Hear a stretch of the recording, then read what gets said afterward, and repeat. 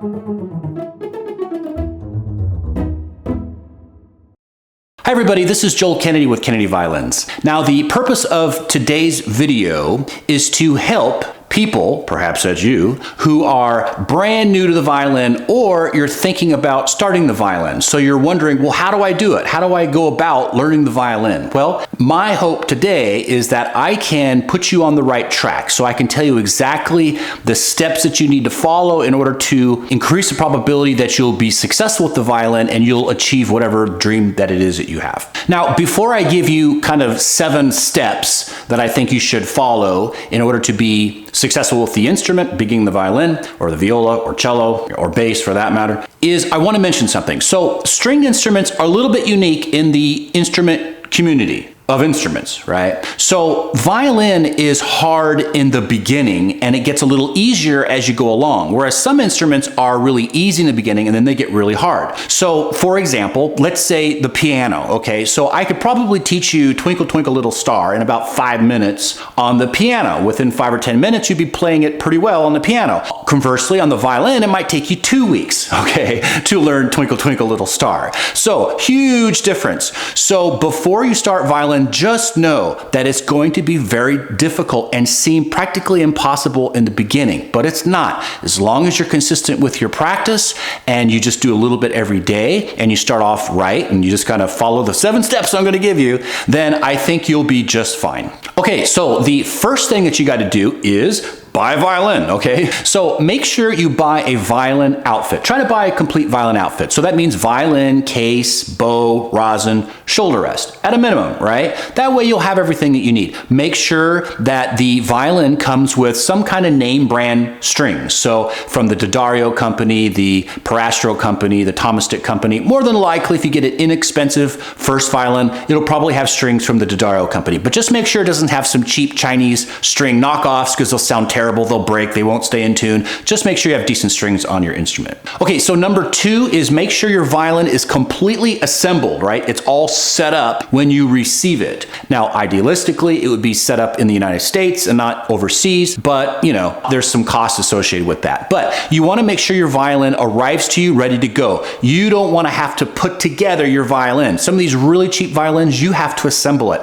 And the difference between a professional setting it up and an amateur are really, really big. Even if you have a friend who's a violinist who can help you, they'll probably do it wrong. So your violin will constantly go out of tune. It'll have more tendency to have, you know, things break on it. So just make sure it's professionally set up before you get it. Okay, so number 3 would be take violin lessons. Even if you could only take, you know, a few lessons to begin with, it's super helpful if you can at least start the violin off properly with a person to show you how to hold the bow, how to hold the violin, right? And they can perhaps introduce some books to you that can help you out. So there's a big difference between learning the violin by yourself and with lessons. Now I understand a lot of you, it's a time thing, it's a money thing, right? You can't do lessons right now for whatever reasons. Okay, try to take online lessons if you can. That's still gonna be way better than not taking violin lessons. But if you can take violin lessons, take violin lessons. Okay, so number 4 would be, if you can't take lessons, make sure you find a good online source to help you out, right? Some trusted source. Now, of course, I've got a million videos out there, you know, how to read music, how to play scales, how to hold your bow, how to hold your violin, all kinds of stuff, right? But I'm not the only one. There's a bunch of people out there who do a pretty good job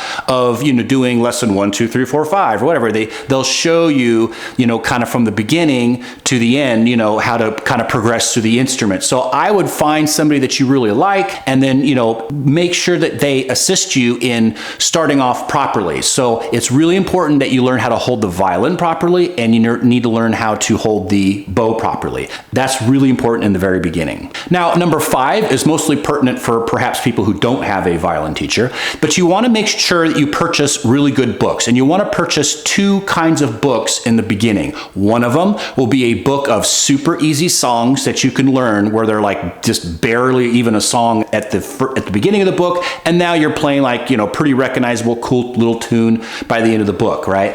And then you have your scale books, because scales are super important. Now, as far as the song books are concerned, the most popular ones that you generally will see will be like Essential Elements and the Suzuki book series. Those are two books that have been out for years. They're super popular, used all around the world, I think.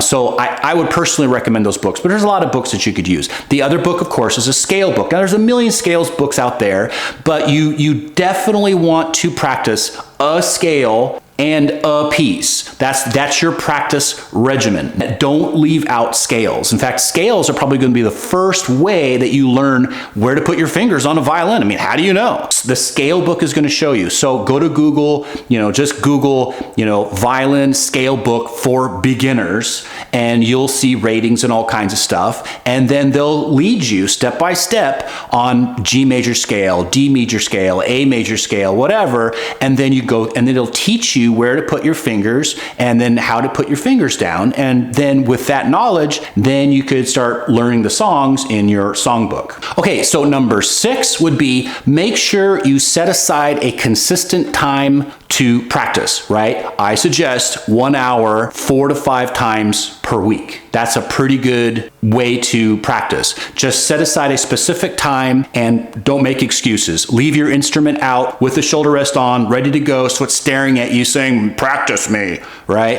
And make sure that you attack that thing 4 to 5 times a week. Try to, do 45 minutes to an hour, doing your scales and then practicing your piece. Just be consistent. You don't have to slay the dragons every day. Just do a little bit 4 to 5 times a week and the violin will get easier and easier. Okay, so the 7th and final thing that you can do is to structure your practice sessions really well. Now, I have other videos about how to practice. In fact, I'm going to do one fairly soon now that kind of breaks it down exactly how to practice. But as a very beginner, your practice session will basically consist of a few different things. So the first thing you'll be doing is you'll be practicing, holding your bow, right? So you'll be practicing, holding your bow properly, making sure you got that bent thumb, the bent pinky. Maybe you'll be doing some windshield wipers. Maybe you can do some spider crawls, up the bow. So you want to practice holding your instrument, right? Putting it in the right position, making sure your left hand doesn't have that collapsed wrist and your fingers are down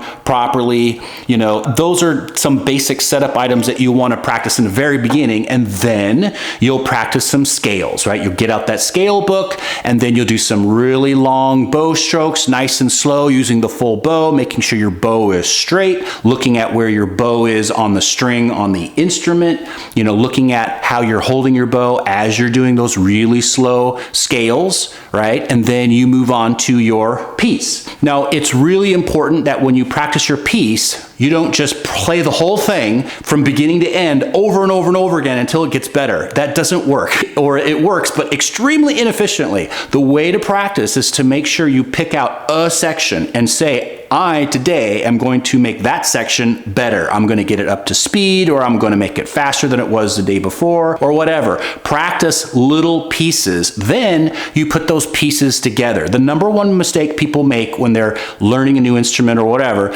is that they play through the entire piece because they're kind of excited about it.